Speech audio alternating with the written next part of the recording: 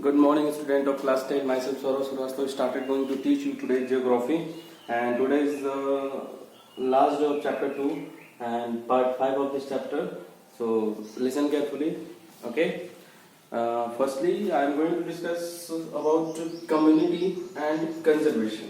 पहला हेडिंग जो आज हम डिस्कस करेंगे उस हेडिंग का नाम है कम्युनिटी एंड कंजर्वेशन. मैं लिख देता हूँ कम्युनिटी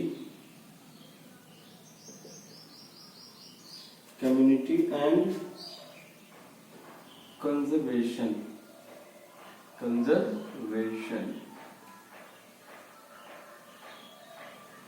Okay, करते हैं discuss. Okay, conservation strategies are now new in our country. Conservation का मतलब होता है किसी भी चीज को प्रोटेक्ट करना, बचाने की कोशिश करना. तो इसके लिए हमारी गवर्नमेंट ने नई नई तरह के स्टेप्स लिए हैं. We often ignore that in India, forests are also home to some of the traditional communities. हमने इंडिया में इस चीज को इग्नोर किया है कि फॉरेस्ट की प्रोटेक्शन न सिर्फ हमारी जिम्मेदारी बल्कि हमारी गवर्नमेंट की भी जिम्मेदारी है, लेकिन गवर्नमेंट ने इस जिम्मेदारी को बखूबी नहीं निभाया है और लोगों ने भी नहीं निभाया. In some areas of India, local communities are struggling to conserve these habitats. Along with the government officials recognize that only this will secure their own long-term livelihood.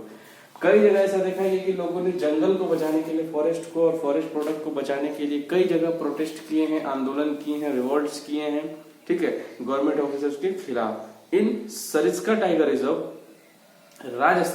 Rajasthan के सरिस्का टाइगर रिजर्व में, तो आप याद रखेंगे कि सरिस्का टाइगर रिजर्व कहाँ पे है, तो राजस्थान में. तो राजस्थान के सरिस्का टाइगर रिजर्व में villagers have fought against mining of citing the wildlife protection act. ठीक है, दिया है कि सरिस्का टाइगर रिजर्व राजस्थान में गांव के लोगों ने माइनिंग के खिलाफ, ठीक है, प्रदर्शन किया wildlife protection act 1970 to 1872 के according. Okay, in many areas, कई सारे एरियाज में villagers themselves are protecting habitats by explicitly rejecting government environment. कई जगह गांव के लोगों ने प्रदर्शन किया, प्रोटेस्ट किया और साथ में गवर्नमेंट ऑफिसर्स के अगेंस्ट ऐसा किया. उन्होंने, वो नहीं चाहते थे कि गवर्नमेंट यहाँ पे क्या हो, किसी भी तरह से इन्वॉल्व हो, और उन्होंने गवर्नमेंट पॉलिसी को क्या किया, रिजेक्ट करने की कोशिश की.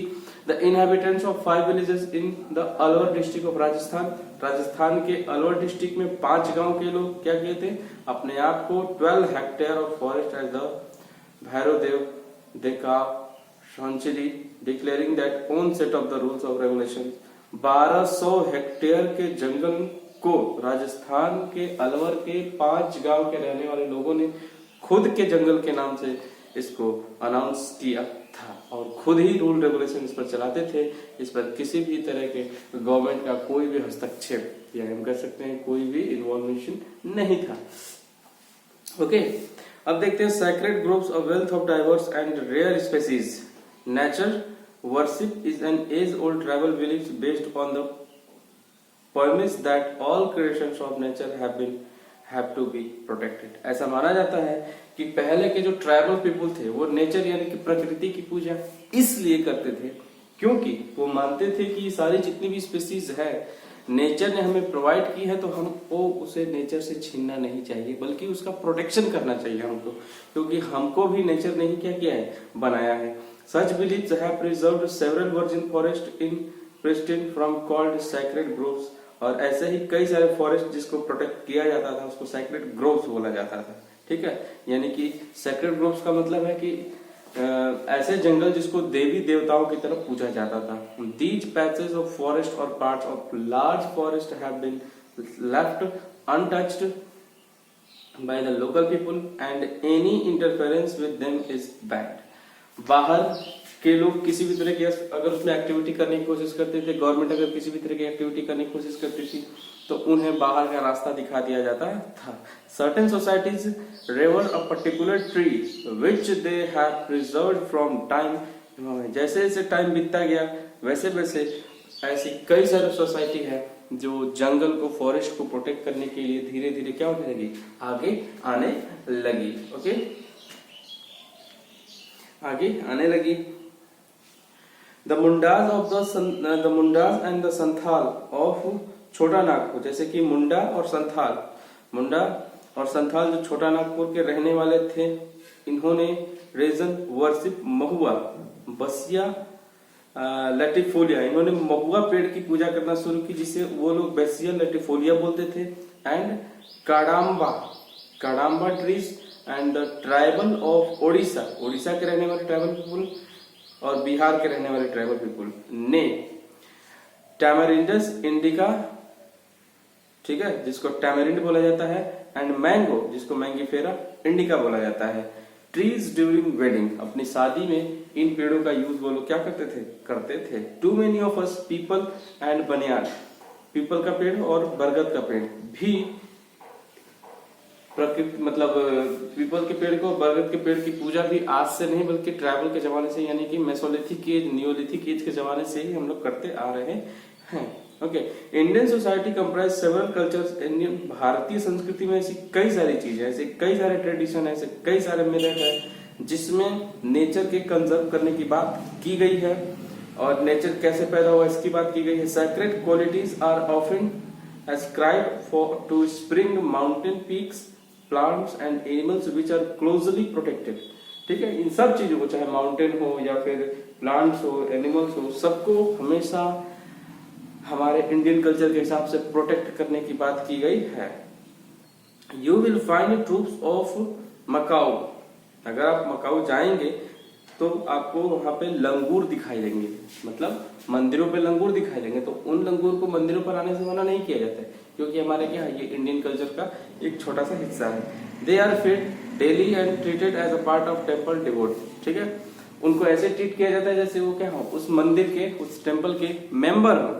In and around Bishnoi village in Rajasthan, Rajasthan का जो बिश्नोई गांव है, हर्ड ऑफ ब्लैक बक्स जिसको चिंकारा बोला जाता है, चिंकारा एक तरह का जानवर है, नील गाय और पीकॉक्स हमें गांव के अंदर तक दिखाई दे जाते हैं, लेकिन गांव के किसी भी लोग उनको नुकसान पहुंचाते नहीं। बिश्नोई राजस्थान, ध्यान दीजिएगा इसको।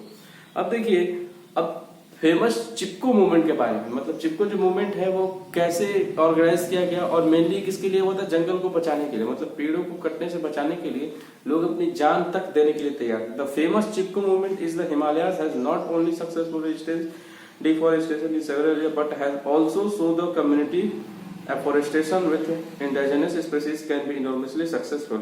चिपको मूवमेंट जो हिमालय के जंगलों को बचाने के लिए मेनली यूज किया गया था वो उतना तो सक्सेसफुल नहीं हुआ था, लेकिन इससे ये पता चल गया कि डिफोरेस्टेशन मतलब जंगल को काटना, हम डिफोरेस्टेशन से एफोरेस्टेशन की तरफ बढ़ सकते हैं। attempts to revive the traditional conservation method or developing new method of ecological farming are now widespread। धीरे धीरे क्या था कि पेड़ लगाने की जो प्रथा है, कस्टम है, वो धीरे धीरे क्या फैलने लगी और पेड़ काटने की जो प्रथा है वो धीरे धीरे कम होने लगी। लोगों को अब बातें समझ में आ रही थी। Farmers and citizens groups like the bees बचाओ आंदोलन, ठीक है, फार्मर्स और सिटीजन्स का एक ग्रुप जिसे बीज बचाओ आंदोलन बोला जाता था, जो तेहरी में हुआ था। Navdanya have shown that adequate level of the diversified crop production without the use of synthetic chemical are possible and economically viable।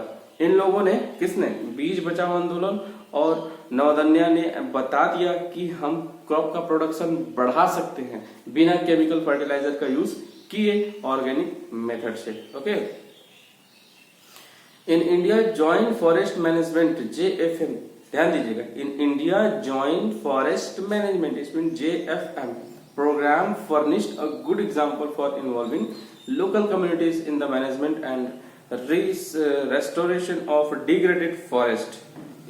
इस कम्युनिटी ने क्या किया कि प्रॉपर जो फॉरेस्ट है उसके लिए गाइडलाइन जारी की कि कब कब हम प्लांट को काट सकते हैं और कितने समय बाद नए प्लांट रेडी हो जाते हैं। तो इसने पूरी क्या की, गाइडलाइन जारी की। The programme has been in formal existence since 1988 से इस प्रोग्राम ने रन करना शुरू किया। When the state of Odisha pass the first resolution to join forest management, जब ओडिशा भारत का पहला स्टेट जिसका नाम क्या था ओडिशा ने पहला JFM यानी कि जॉइंट फॉरेस्ट एक्ट पास किया, मैनेजमेंट एक्ट पास किया।